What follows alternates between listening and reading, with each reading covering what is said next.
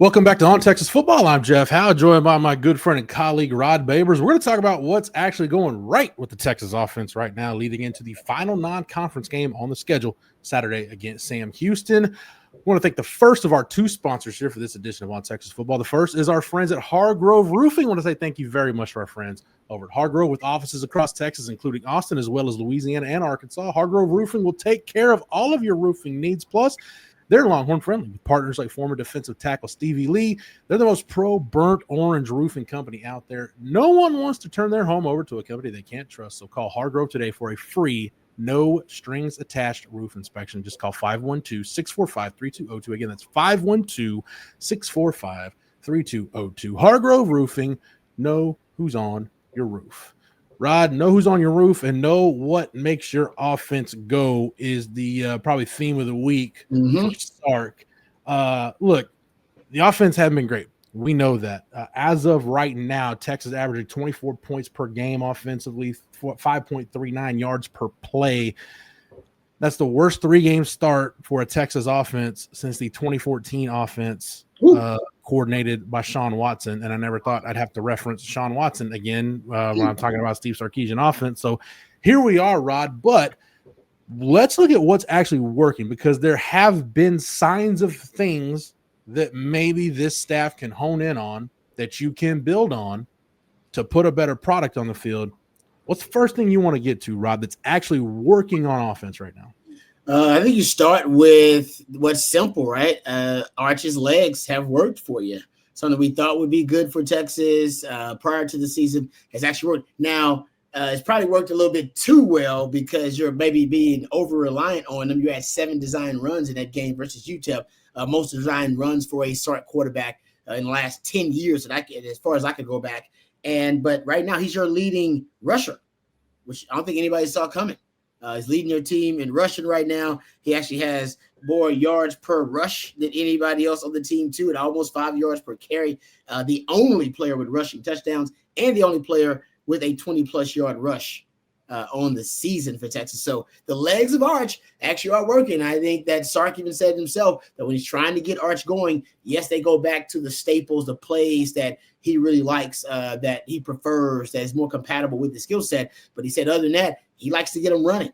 He believes that that's something that kind of gets Arch settled, maybe get him in a groove. So whatever we predicted was going to be the rushing totals and attempts for Arch, I think we may have underestimated that prediction. Yeah. I think he's going to go way over that total this season. Now, knock on wood, you got to stay healthy if you're going to expose him that much. But Arch's legs, man, have been really good. Ran against Ohio State, ran against San Jose State, ran against UTEP. He's run against everybody that they played so far this season. I want them to work the scramble drill a little bit more. Scramble drill was really successful versus San Jose State. You had a 20, I think it was a 33-yarder Emory Winston, that was part of the scramble drill. You had that Ryan Wingo reception on, I think it was on the first down. That was like 15, 16 yards.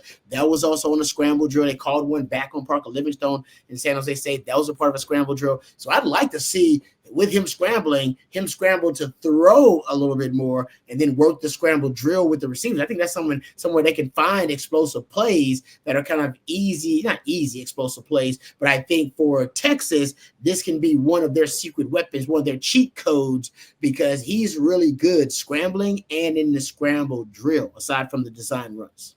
And Rod, this should be one of the reasons why you brought Neil Brown on staff. You wanted to bring him in because he could help you with the quarterback run game. But like you said, it's going to be a more significant part of the offense than we thought. So, Neil Brown had really one of the best quarterback run games at West Virginia with Garrett Green the last couple of years. Rod, but I want to look at not so much from a schematic standpoint, but I just think from a personnel standpoint. And granted, it's one game, it's against UTEP, and it was really the first time we had seen James Simon. But we were talking about this during our grade show, myself and CJ Vogel and Coach Bob Shipley. And Coach Shipley pointed out something that I think we could all see it on the broadcast. You watch James Simon run, and you're reminded of a guy like Roschon Johnson that every time he's got the ball at the end of every run, he's falling forward. The pile is always moving forward. And you look at James Simon, Rod, even for a true freshman in that UTEP game. Now, officially, he did get docked for a 5-yard loss, which was I don't even think that was like a it was like a bobbled snap. I don't know what was going on there, but James Simon lost 5 yards because he fell on that fumble and saved the offense from getting a turnover. But 72 yards gained, according to Pro Football Focus. 69 of those were after contact, 4.31 yards per attempt, yards after contact per attempt for James Simon. Rod, with all due respect to Jarrett Gibson and Christian Clark, and until Trey Wisner and CJ Baxter get back, James Simon looks like the one running back on the roster you've got right now that can maximize runs. And really not knowing where this offensive line is, maybe you just start building some run game stuff around James Simon. I'm not opposed to that. It's a great, impressive number considering right now your offensive line isn't consistently opening up holes for you. They've done a good job, I think, sporadically. Right. But there are way too many stuffed runs for Texas, right? 0-yard gains and negative runs for Texas. And that was, UTEP, that was actually one of the strengths they had. They're probably their only strength on defense was they were a havoc-minded defense that could force negative plays. But if they could get outside of that, a guy like James Simon could be a real asset for you. You brought up those yards after contact numbers. So if you can just get him more yards before contact, and then him continue to give you that yards after contact, that's a guy that really can add juice and boost the running game for Texas. So I'm with you. And Texas needs to find more extensions of the running game, too, on offense. The easy completions. I believe Arch is 100% completion percentage on his screen passes so far this season. And I think Texas needs to put in more screens now. He's got to be accurate and deliver the ball. But they brought the swing screen back versus UTEP. And that swing screen worked. It works a lot. It worked really well last season with Jaden Blue and Trey Wisner, where you basically get that running back into the flat and get him a couple of lead blockers out there in front of him. Usually it's a guy that's in motion at the time of the snap, goes out as lead blocker, and you can toss it out there with accuracy so that they can get the yak yardage. Your longest pass play on the day was a swing screen. Mm-hmm. It was a swing. And I know it was on the script because it was in the first – I don't know, the first 20-something plays. It was early in the first quarter. So it was on the script. And they did it later on in the game too. I think they got a 9-yard gain on it later on in the game. The swing screen works. It's basically a sweep play, except it's better than all your sweeps and your tosses because your sweeps and tosses never worked. So that's why the swing screen, I think, works. They need to bring it back, but more screens. The screen game, I think, is good for Arch. It gives him an easy completion so that he can see the ball go through the hoop. What they always say when a shooter is struggling, you need some easy baskets. Let's get you to the free throw line. Let's get you, let's get you a layup. You got to get Arch some layups. Get them to the free throw line. And the screen game is the free throw line. It's a layup. You got to get more of those, especially against Sark. Might be the best screen designer in college football. Yep. He designs them open better than anybody else. You need more of those. You're getting, on average, I think you got 16 so far. So you're getting 4 or 5 a game, but I think they should be more dynamic and well-timed for Texas. Yeah, one thing too, real quick, Rod, again, shout out to Pro Football Focus for breaking it down. You're probably going to be better off trying to run the ball outside the tackles. Now, I know that's going to be easier said than done when you get to SEC play, but the most successful directions you've run in so far, according to Pro Football Focus, 26 carries, you're averaging 5 yards a pop around left end. That's outside the tight end going to the left. Around right end, same thing, outside the tight end going to the right. You're averaging 5.2 a carry on 26 carries. And to your point earlier, Rod, according to PFF, the highest yards per attempt you have on any run, design or otherwise, 7.6 yards per rushing attempt on quarterback scrambles. So again, I just think this offense is going to be more centered around Arch's legs more than anything at this point, or at least it needs to be for you to put a better product on the field. Yeah, I mean, that's great stuff to bring up because I think Sark saw that actually as a weapon. Remember, I kept talking about you're going to have access to the best cheat code in football, the scramble and the scramble drill this year with Arch, and that has come to fruition. And also, something that's come to fruition is the deep ball. So your deep ball's been pretty good. Now, last game against UTEP, it wasn't something that was very successful for you because Arch just was off that game. They ran a lot of 3 high. They ran 3 high shell probably over 50% of the time. So that takes away a lot of those deep routes, which is why Texas wants to run the football so much. But I digress. Your deep ball is working too, to your point. You still, even without completing a deep pass against UTEP, you're still completing 46% of your passes 20 yards or more. That's we're playing at Ohio State, one of the best secondaries in the country on the schedule. you're good at completing the deep passes. And that's what your passing game being inept. Your passing game is pretty much incompetent right now. And yet your deep ball numbers are among the best in the country. The deep ball still works. And that's without you having a Ryan Wingo connection with Arch Manning right now. That's with Demo being out, you know what I mean? And because of injuries in the last game. If you can play a lot of 12 personnel too, which we'll get to in a second. But if you can somehow combine the best cheat code in football, which is the scramble drill and the scrambling element, which Arch is really good at, with the deep ball, which Arch is also really good at, you force teams have to pick their poison. Are you gonna put them safeties deep and defend that deep ball, or are you gonna bring safeties up, or are you gonna have spies potentially as the linebackers and have those guys worried about Arch's legs and his scrambling ability and the +1 in the running game? So I can see if you can be an elite level or performing elite level with those two things right now. You know, I'm just saying you're really good there. Not elite just yet, but you're really good there. That's a great place to start with an offense. The problem with Arch is his intermediate throws have been bad. Not good. I think he's like 7 of 21 on intermediate throws, if I'm not mistaken. Yep, exactly. Yep. Right now. Yep, 7 of 21. That ain't good. Yeah, because if I'm defending Arch, I don't even defend the intermediate throws. I might run 3 high on him all the time and bring that one inverted defender down to the middle of the field to defend intermediate throws. But he's so often intermediate throws. Why am I defending something that you can't do well? That's a dumb thing as a defensive coordinator. Don't defend something that he can't complete anyway. What I'm defending is what he can complete. Deep ball and short. I might leave the intermediate to a couple of guys and just see if he can hurt me there. And if he hurts me there, then I'll defend it. But I go into the game plan, I ain't defending intermediate for Arch because he can't complete them. Yeah, that's pretty much where the offense is right now. Rod, before we wrap this up, going to thank our second sponsor for this edition of On Texas Football. That's our friends at South Point Dodge. Yes, sir. Thank you to our friends over at South Point Dodge. Right now, friends at South Point Dodge have over 600 vehicles in stock right now, including the all-new 2025 Ram 1500. Get the real deal today and drive away in the all-new Ram 1500, proven to last. Plus, you can get employee incentive pricing right now. That's right. You pay what the employees pay right now at South Point Dodge. You won't find a better deal than that. They call it the real deal at southpointdodge.com. Go visit them in South Austin on I-35, or you can go online at southpointdodge.com and make it easy on yourself that way as well. Get to the point with our friends over at South Point Dodge. Austin's automotive everything is southpointdodge.com. Rod, we talked before about the benefits 12 personnel can give this offense, and as we wrap this up, I just gave you the numbers for runs outside the tight ends. That's been maybe your most effective area running the ball. I know you track things like targets to motions and shifts in this offense, and I think you're going to need to see more of that because I think it's pretty obvious, at least right now, this offense isn't built to win in a phone booth. It's not meant. It can't win a bully ball game, and there's nothing wrong with that.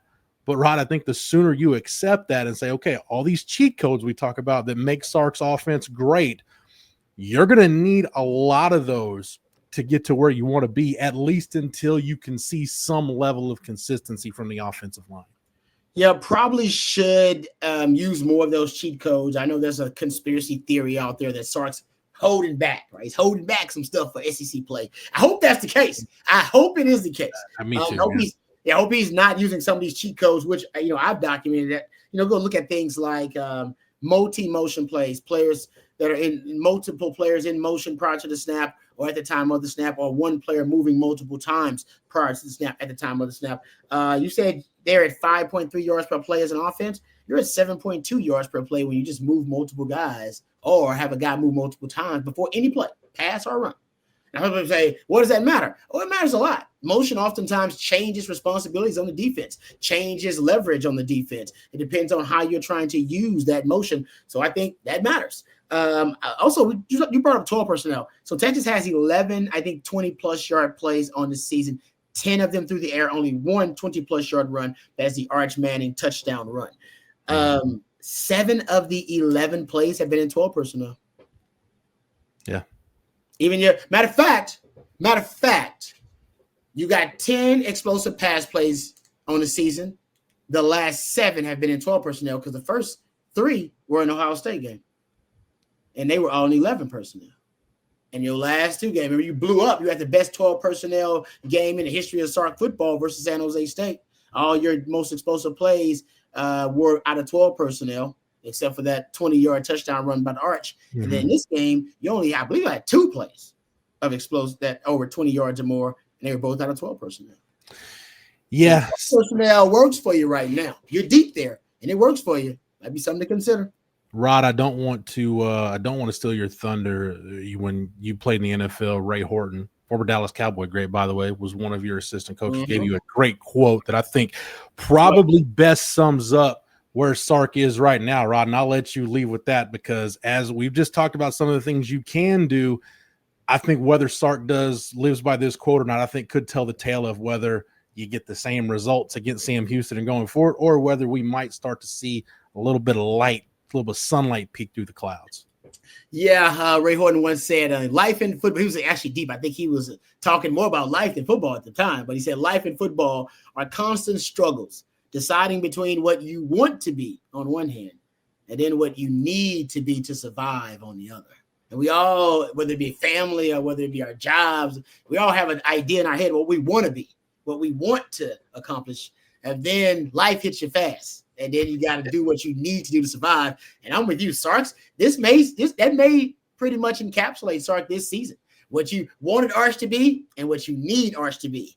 What you want the running game to be and what you need it to be. Maybe a lot of different things. So, yeah, I think Sark's got to add more of those cheat codes. Targets to motion still working really well for them.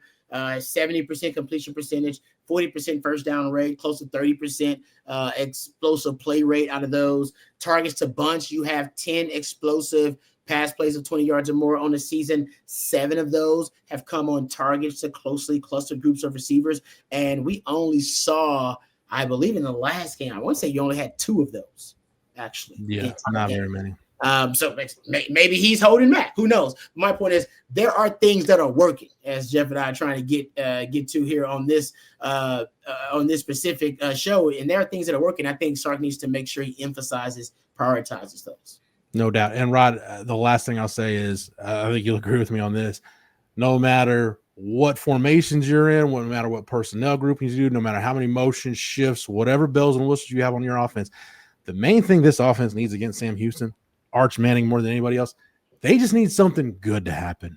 Amen. Like it's already snowballed at this point, and they just need something positive. Maybe that just kind of, again, starts to mount in the other direction, but you've had one issue compounding on top of the other, and it just has seemed, Rod, you've been there in games or in seasons where it just seems like it's just mounting and snowballing and just you can't get right. In life, we all get that way sometimes too, but I think this Texas team just needs something they can feel. This offense specifically needs something they can just feel good about coming out of this game on Saturday. I agree with that, because every time a big play happens, I feel like for them it's relief more so than celebration and joy. You're like, whoo, thank God we didn't screw that one up. It's like, no, you should be expecting success. And I don't know if they're expecting success right now. So I'm with you. I want to see fun, joy, and I want to see swagger and confidence on offense. That's really what I want to see on Saturday. That's what I want to see too. So that's a great way to leave it. Rod, thank you for the knowledge and expertise as always. Thank you to Matthew behind the scenes for producing it. Thank you to our friends at Hargrove Roofing and South Point Dodge for sponsoring this edition of On Texas Football. If you're not a member, over at ontexasfootball.com, get over to the site right now. Sign up using the promo code OTFOG, and that'll get you 1 year of access over at ontexasfootball.com for $39.95. Make sure you like this video and that you're subscribed to the On Texas Football YouTube channel. That way, whether it's here on the channel or over on the site, you're not missing any of the news and notes and nuggets before, during, and after every Texas game of the 2025 season. For Rod, for Matthew, for the entire On Texas Football staff, I'm Jeff Howe. Thank you so much for watching and listening. And until next time, welcome.